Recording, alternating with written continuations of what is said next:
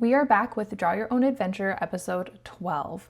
Let's dive in with the first page. Swans begin to appear. They're a strange color. Using only neon colors give them life. So I decided to use these neon paint markers.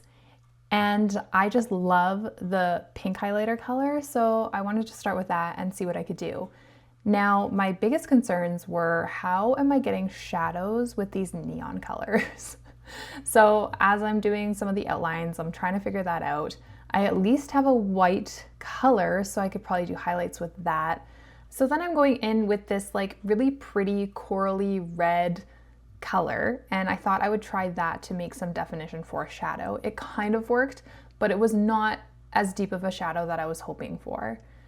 I also went in to go with some of the neon yellow just to add some nice contrast, which it definitely did.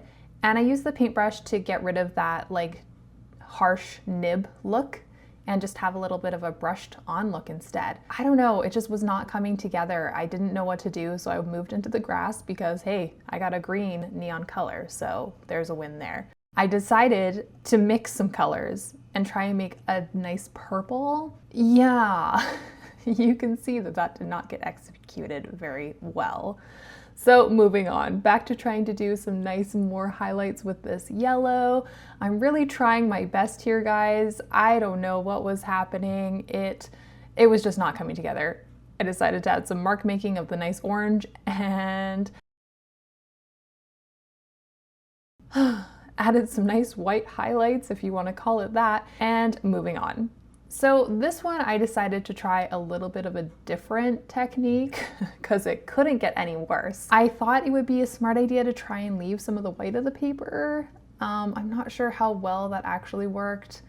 And I put orange and green together just because, like, why not? You know, it's all I really have for these options. I really wanted to stick with the colors that I had in this pack. Yeah. That's all I gotta say about that. So I decided to do black outlines to really make it look cartoony, and I think it pulled it together a little bit more. Whatever, it is what it is.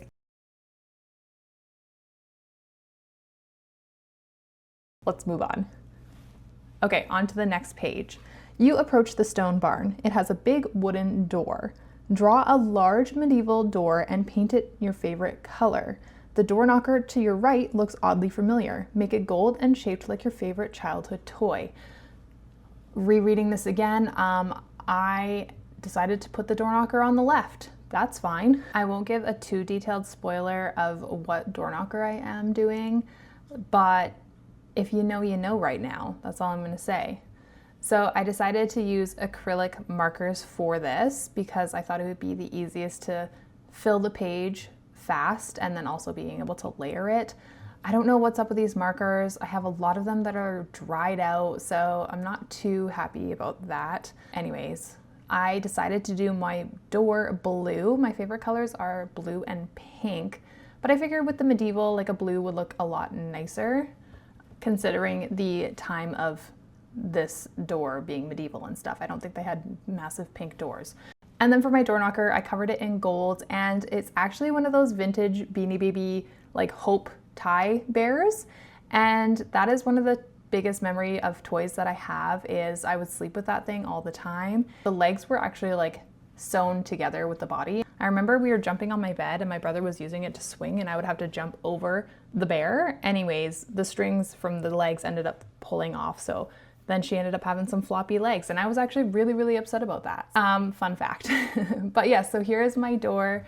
I think it came together pretty decently. Okay, inside the barn, you find a window. It appears to show your favorite place in the entire world. Is it a park, city, skyline, mountainside, or somewhere totally different? There's a lake that I always remember going to when I was a kid, and that is what I'm gonna do. I decided to use some watercolor for this, but I wanted to have the luxury of not having to go in between the windows. So I decided to make a copy of it and cut out the window so that I can just tape it over top of the completed window, if that makes sense. I didn't want to have to struggle with the part of the, you know what I'm saying. Anyways, so I decided just to do this a basic brown color, not much to say about that. And I actually got these really pretty watercolors from my mom. They're called Rockwell paints. and they're like made from seawater or something like that. And yeah, it was my first time trying them out. So just a heads up on that. It's not gonna come together really good. I'll just be straight up with you. I feel like most of these pages were a little bit of a struggle for me this time around, as it goes, you know? And because it wasn't coming together, I decided it's probably the paper. So then I went to a different actual watercolor paper. This is the rough Arches paper. It did not get any better. So I'm like, no, it is just me. So the paints are not the problem. The paper is not the problem. It was my executions.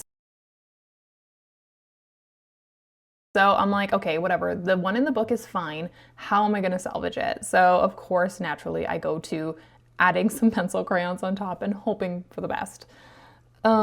Just looking back at this, I'm just like, man, sometimes some of these are embarrassing, but whatever you, what do you do? You know, you win some, you lose some.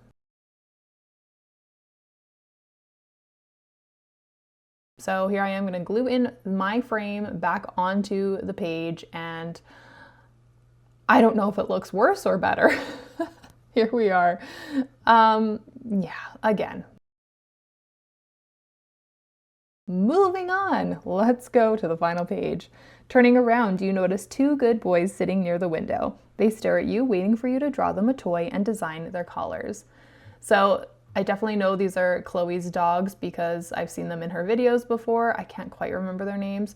But anyways, my dog really loves those Kong toys that you can fill with peanut butter. So I decided to do a Kong with a scoop of peanut butter that I'm just about to put into the toy. And his was always red, so I'm just naturally gonna go with a red color. I'm gonna do the whole page here in pencil crayon.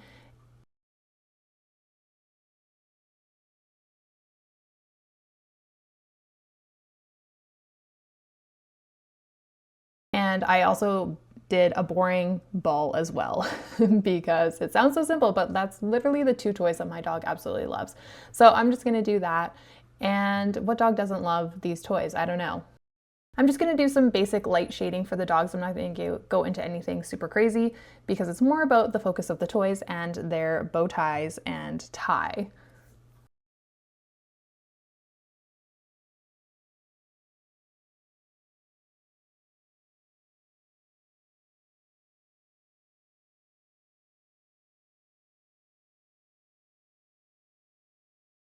So for the first doggo, I am going to do just some, I don't really know what a dog would like for a tie, okay? I'm just thinking of those fun little bone treats. So I'm gonna go with that. And I decided to tie the colors together by using red and green and blue. Not sure how much I love it. Anyways, I am going to finish it off by outlining the toys. And then I realized, whoops, I kind of forgot the little bow tie there. So I just kind of did it. I tried to do it in like a purple and a bright neon green color. It did not show up as well because it was so small. So this is the final result. Not sure how much I love it, but it is what it is. So quick recap, we got the neon swans, which, I mean, you tell me what you think. We have our medieval door with our favorite toy door knocker. Then we have a favorite space in a window. And lastly, we have our toys and our fun accessories. I can't say that I love any of these pages aside from the door, but it is what it is today, a big flop. See you next time.